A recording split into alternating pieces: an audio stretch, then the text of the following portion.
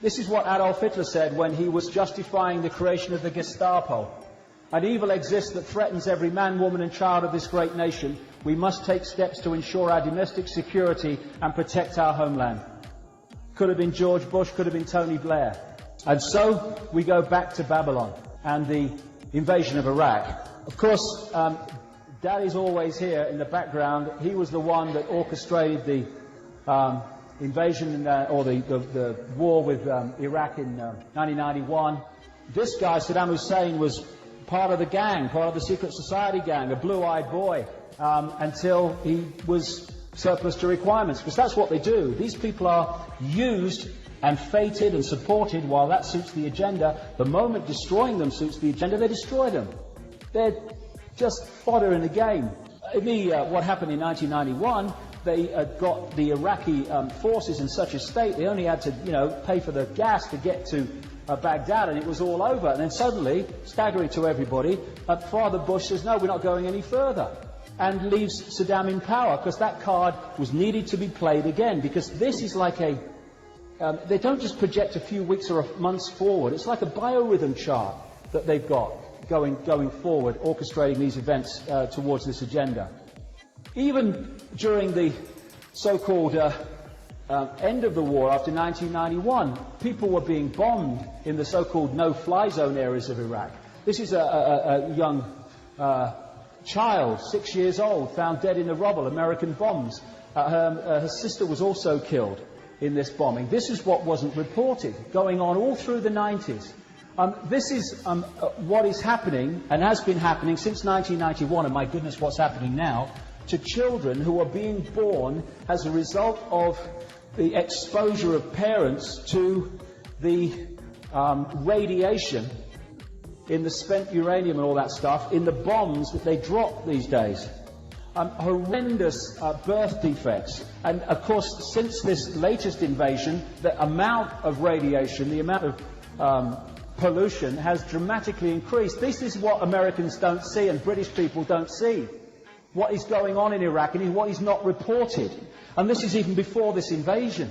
Before the invasion, of course, this is what they said. They said, although we've not removed Saddam Hussein, even though we could have done, we've still got a problem with Saddam Hussein, so what we've got to do is have sanctions against Iraq. The sanctions during the 90s, supported by the American government and Tony Blair, led to unbelievable devastation in that country. This is the UN, December 1995. More than 1 million Iraqis have died, 567,000 of them children, as a direct consequence of economic sanctions. As many as 12% of the children surveyed in Baghdad are wasted, 28% stunted and 29% underweight. This is even before they started dropping the bombs this time. UNICEF, 1996, more than 4,500 children under the age of 5 are dying each month from hunger and disease as a result of the sanctions. Madeleine Albright was asked on CBS 60 Minutes, we have heard that 500,000 children have died as a result of sanctions in Iraq. I mean, that's more children than died in Hiroshima. And is the price worth it? Madeleine Albright, Secretary of State to Clinton. I think this is a very hard choice, but we think the price is worth it. And when we talk about America and Britain, we're not really talking about the American people and the British people, although those who support the people doing this, have a massive responsibility, but America and Britain are merely vehicles as countries for the Illuminati to orchestrate this global agenda. They're no more important than any other country, except that they are centres for the Illuminati and are being used. And when they went into Iraq, it was about control and takeover. And these two are major frontmen, and that's about the way the relationship seems to work. Certainly that's the way the British see Blair. There we go. Go on. So, we've got missiles, tanks, troops, planes, bombs, ships, guns. Now, we need a reason. Weapons of mass destruction, that'll do. And see, problem, reaction, solution doesn't even need a... this is Scott Ritter, who was a chief UN weapons inspector. What he's saying here before the invasion of Iraq is that they have no weapons of mass destruction. The mainstream media ridiculed him. He was right. But you don't need a real problem often with problem, reaction, solution. You just need the perception of it. So, problem, weapons of mass destruction, Saddam Hussein, dangerous to our welfare. Reaction, oh my God, we must do something. Solution, invade Iraq. I talk about it in detail. It's an amazing story, the way it was orchestrated. And what's happened now is through secret Downing Street memos that have been leaked and stuff, is already we are officially back a year before the invasion to where it was shown that they'd already agreed to invade.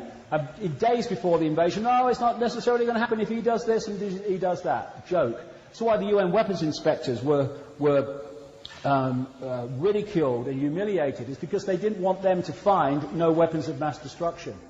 So there we go. There was a connection between Iraq and Al-Qaeda. Look, there we go.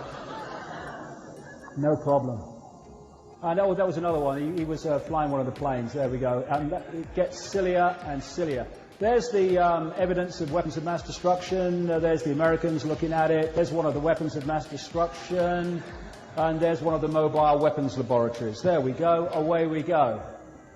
And interesting, 1983, Donald Rumsfeld was sent by Reagan Bush to Baghdad to meet Saddam Hussein and organize the shipment from American companies of chemical and biological weapons to use against the Iranians. And people say, oh, Saddam Hussein, terrible man.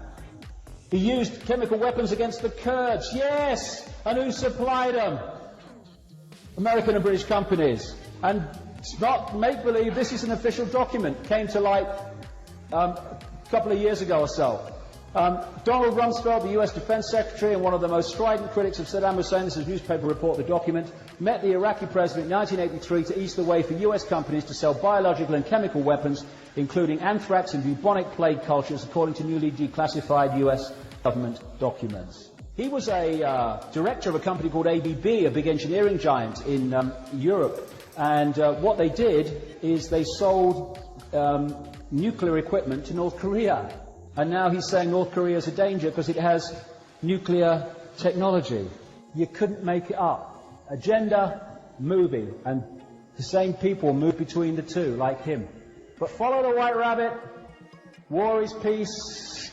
Get a brain, morons. And away we go. Shocking, awful.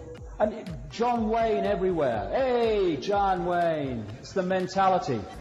It's like a B-bloody movie that's unfolding, but not at the sharp end of it. All over the Iraq and all over the place, this is going on. I won't even go into some of this stuff. Cluster bombs are used in Iraq and they've been used in Afghanistan. That's what cluster bombs do. That's what cluster bombs do. When they explode, they send out hundreds of sharp, razor-sharp pieces of metal that just cut people to pieces. They're actually supposed to be illegal, but clearly, provably, the Americans and the British governments are using them. And this is what I get with morality. We've got this perverted view of morality, you know.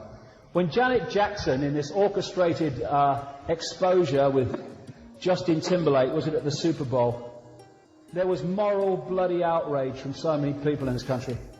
Oh, it's terrible! Oh, what's happening to America? The moral fibre is falling apart! Well, I just wonder what people find more offensive. Someone bearing their bloody breast in public, or that. If we got more morally outraged by that on a large scale, then maybe it wouldn't happen.